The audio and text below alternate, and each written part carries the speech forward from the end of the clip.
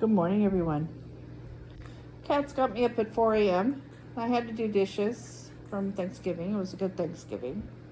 And I decided to get into the word today. And today's word comes from Esther 3 and 4. It was about Haman's plot to destroy the Jews and how interesting it was that Haman was enraged that Mordecai was not bowing down and worshiping him. Mordecai worshiped the one true God. So he went to the king to complain, and he twisted it to, hey, this person isn't worshiping you. See the little difference there? And then he said, hey, I'll give you money if I could get this decree to destroy him. In other words, I'm willing to pay for it. And the king was like, here's my signet ring, which back in the day, nothing happened without that ring. And it's like, here's my signet ring. I don't need your money. It was almost laughable. I think he was just trying to get him out of his face. Like, this does not concern me if you have a beef with somebody else. It's not concerning my kingdom. But do whatever you have to. Here's my ring. So he went into the king's secretaries, know nothing of the conversation, and wrote out an edict, put the king's name on it and the king's signet ring on it. And it makes me wonder, did he ever give that ring back? Or did he do multiple orders? So then when it went out as an edict to kill and annihilate every man, woman, and child, every Jew, but also to plunder all of their goods, to steal from them. And when it went out, the city of Susa was bewildered. Like, these are our tradesmen. These are the people that run our city. What beef do you have with them, king? What did they do? They would have been a little bit confused. I'm pretty sure every Jew was like confused. Like, what do we do to piss off the king, right? And so Mordecai has got an in. He knows the king's wife. Mordecai's got an in. And so, oh, come on, babies, don't fight. Anyway, Mordecai's got an in. So 4 was about going back and forth between Mordecai and Esther. They went back and forth with couriers. And Mordecai and Esther were having an issue. Hi, baby. You're a good boy. You need to be kinder to people.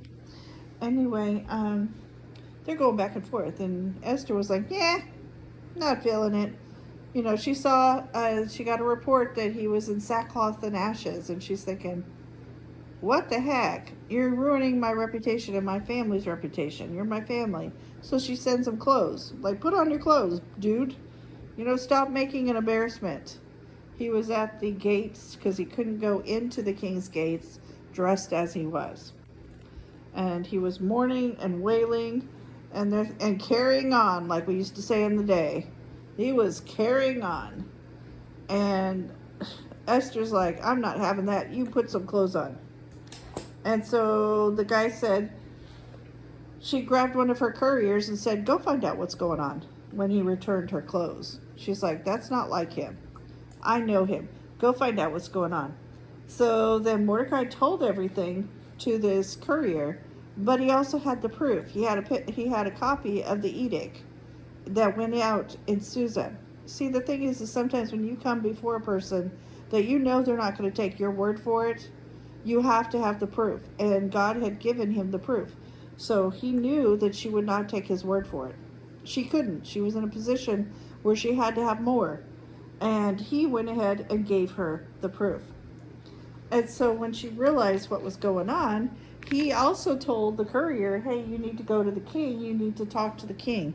The king is the only one that can change this. And she wrote back, excuse you, right?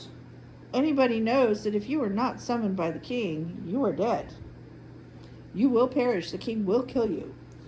And unless he extends his golden scepter to them and spares their lives. But it's been 30 days since I've seen the king.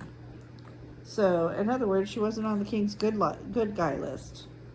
And he sent back this answer. Don't think that because you're in the king's house, you alone of Jews will escape. think this is really important. For if you remain silent at this time, relief and deliverance for the Jews will arise from another place. God will raise up somebody else. For you and your father's family will perish. If he raises up somebody else, you and your father's family will perish. Who knows that you might have come into this royal position for such a time as this? And then Esther realized the severity, and she sent him a message. Go gather every Jew you know and pray and fast for 3 days, night or day. And I and my attendants, that means her entire household, will fast as well. And then when it is done, I will go into the king. And even though it is against the law, she's breaking the law here. If I perish, I perish. But she knew the first thing to do is to go to God. Let's go to God. Let's go to God for 3 days and 3 nights. Let's go to God. Let's not have, let's not be, let's think about the consequences. I'm going to die. And if I'm going to die, I'm going to go to God first. Very powerful, powerful picture of I'm willing to sacrifice myself for my people now. See, at first it was, it's just about that crazy uncle, right? And then it was like, oh, there might be validity to his claim. Oh, that changes things. And then it's like, what do you want me to do about it, right? And he said, hey, you are not exempt from this. And then she was like, oh, wow. Let's go to God for 3 days. So a lot of people they'll come to you and you're like, yeah, sure, that doesn't affect me. I'm okay. But then suddenly you realize they have a valid claim. There is a valid claim to this. And you're listening. But you're like, hey, how do I solve this? I can't solve this. Guess what? God can solve it. God can solve any problem you have. Go to him. Fast and pray. Because she knew this one was my life is on the line. I need to get before God prostrate. I need to fast and pray. Because my life is in danger. My family's life is in danger. And there's not going to be anything left of the Jews. My countrymen are in danger. So she went before God and fasted and prayed. And we all know the rest of the story. The rest of the story was fabulous. The king extended his scepter. He listened to her.